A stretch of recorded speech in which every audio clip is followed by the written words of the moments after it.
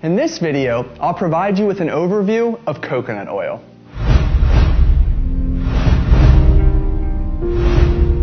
Coconut oil has been touted as a miracle fat loss food and thought to be the cure for all things evil. The point of these next two videos is to expose you to what coconut oil is and the truth behind what it may or may not do for your health. Coconut oil is derived from, well, a coconut. It's extracted from the meat of the coconut and is composed of over 90% saturated fats. Nutritionally speaking, it has been purported to have a positive impact on weight loss, hunger, metabolism, cholesterol levels, digestion, and more. Outside of the nutritional realm, it's even been suggested that it can enhance your skin, hair, and mood. I cannot speak to these benefits, so I'll stay within my nutrition scope. Further distancing coconut oil from the traditional sources of saturated fat is the fact that it can be found in both liquid and solid forms. When stored above 76 degrees Fahrenheit, it's in a liquid state. When stored below that temperature, it's in a solid state.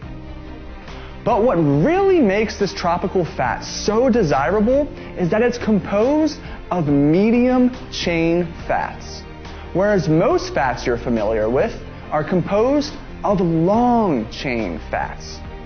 The next video discusses the unique benefits these types of fat may offer your health and exercise performance.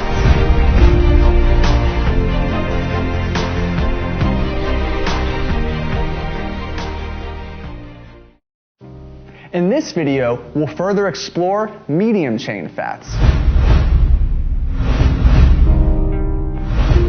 As I mentioned before, most fat sources are made up of long chain fats, also known as triglycerides.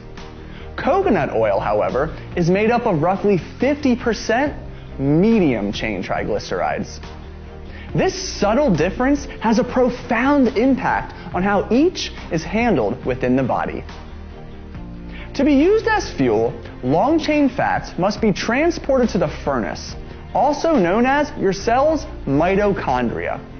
The issue here, however, is that long chain fats need help from a special carrier molecule to get inside the furnace. Medium chain fats, however, need no such carrier and can enter the furnace readily. It's also noteworthy to mention that medium chain fats provide 8.3 calories per gram, whereas long chain fats provide 9 calories per gram. These unique characteristics have led to many exaggerated benefits regarding the impact they may have on health and weight loss. I'll discuss the biggest mistake you may be making with coconut oil in the next video.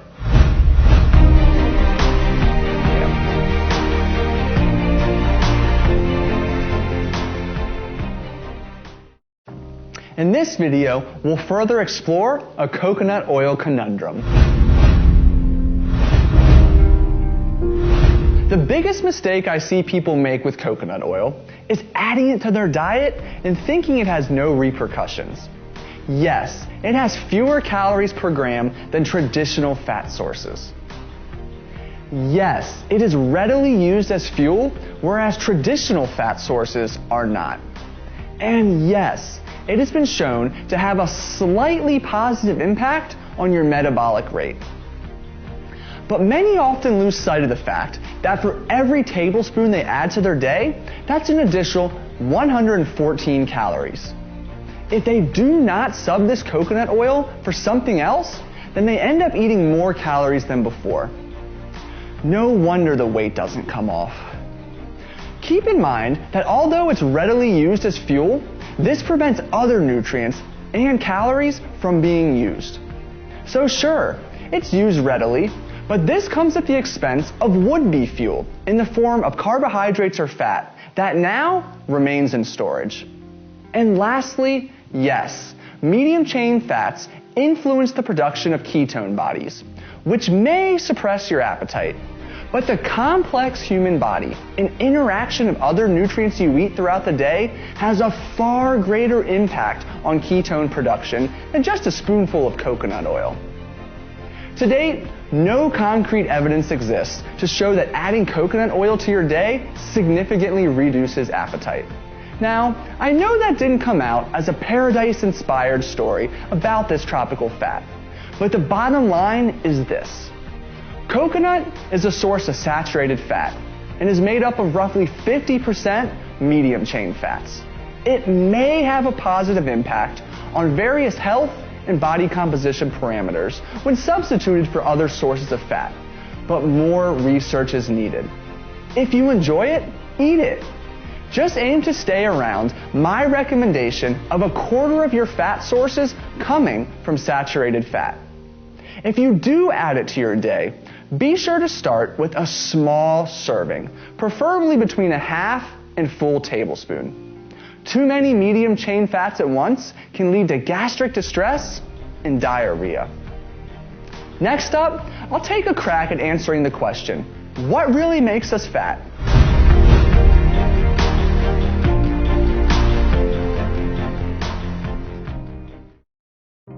In this video, I'll discuss the impact a high carbohydrate, high fat meal may have on your body composition. The blame game between carbohydrates and fat for the obesity epidemic has gone on long enough. Alone, no single nutrient is to blame. However, when combined, there's evidence to suggest this pair can have a gut-busting impact. When you consume carbohydrates, they're broken down into glucose.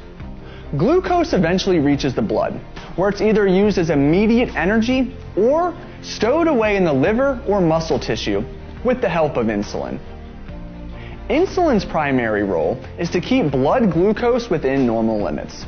It does so by moving glucose to an appropriate location to be used as fuel or storage. Insulin production is influenced by carbohydrate choice and portion, as well as other components of your meal. In healthy individuals, insulin does its job well, which demonstrates that carbs alone are not to blame for the out-of-hand obesity epidemic. Dietary fat is broken down into fatty acids. Fatty acids are then transported to the mitochondria, or furnace, to be used as fuel, or they're stored for later. In the absence of glucose, fatty acids don't cause harm in your bloodstream, which is why several people have had great weight loss success following a high-fat, very low-carbohydrate, ketogenic diet. The way both carbohydrates and fat are metabolized is altered when both nutrients are present together in high amounts, such as after eating a half a pizza. This type of meal results in a significant rise in both glucose and fatty acids in the blood.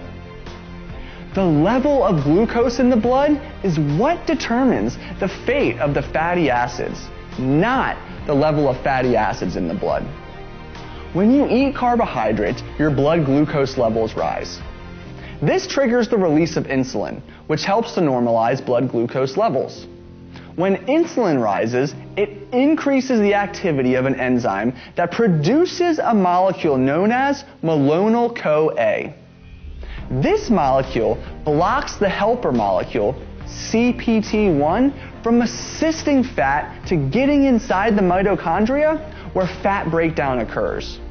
Instead, the fatty acids are redirected for storage, which may just give you a little more pudge around your middle.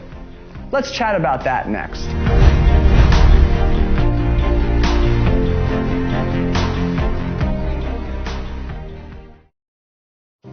In this video, we'll discuss how to pair carbohydrates and fat together at the same meal.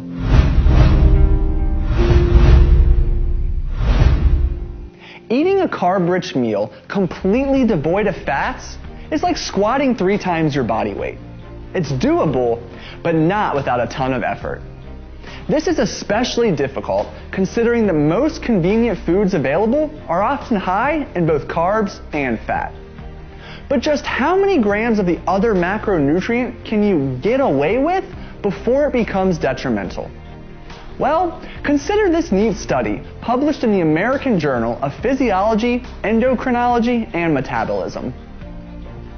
researchers infused patients with either 4, 17, or 34 grams of carbohydrates per hour and assessed the rate of fat breakdown compared to baseline levels.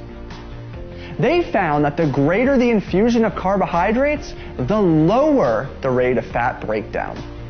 Consuming 34 grams of carbs suppressed fat breakdown by more than 50%, and even 17 grams resulted in significant suppression of fat breakdown. Basic nutrition guidelines suggest steering clear of high carbohydrate, high fat foods, or at least eating them in moderation. Yes, think pizza, ice cream, and cheeseburgers. But it's difficult to eat a food devoid of one or the other. At this point, there isn't enough research to explicitly state that combining carbohydrates and fat at a meal will impair your physique goals. But if you consistently aim to keep the two nutrients separated as best as possible, you'll potentially reap some significant body composition changes. Here are a few strategies to consider to do so.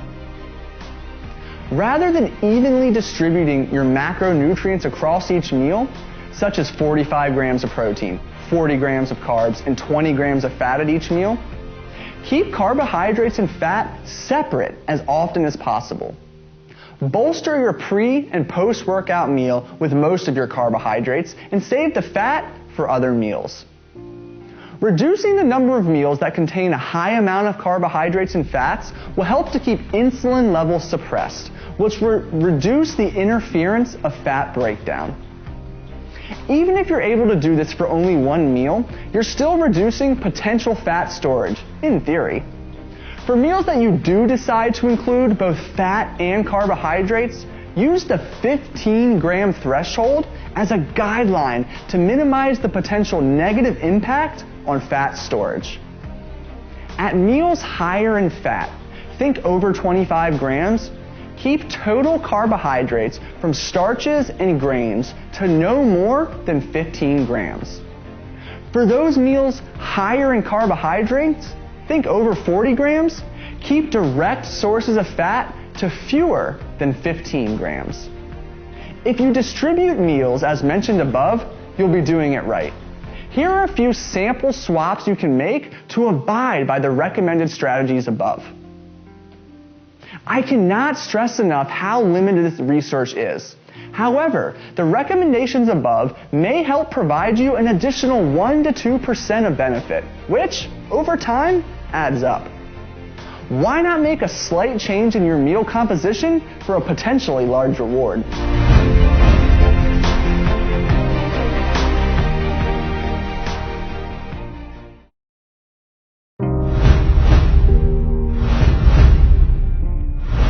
That after watching the 17 videos in this course, you no longer fear fat. Fat won't make you fat. It plays numerous invaluable roles in your body that impact your health, physique, and exercise performance. Of course, this depends on the type of fats you choose. Remember, some fats harm and some fats heal. And others, well, their purported benefits are a bit exaggerated. That's okay though. You now have the information and tools to eat fat confidently. If anything seems uncertain, or if there's a concept you still don't quite grasp, go back and rewatch the videos as many times as you need. I highly recommend revisiting the omega-3 fat videos. And remember, you do have unlimited access. Of course, you can shoot me an email or post in the private TNT University Facebook group too. Thank you again for being a part of the TNT University tribe. It really does mean a lot to me. I hope you found this course beneficial. Please don't hesitate to let me know how I can improve to better help you and many others in the future. I'll talk to you soon.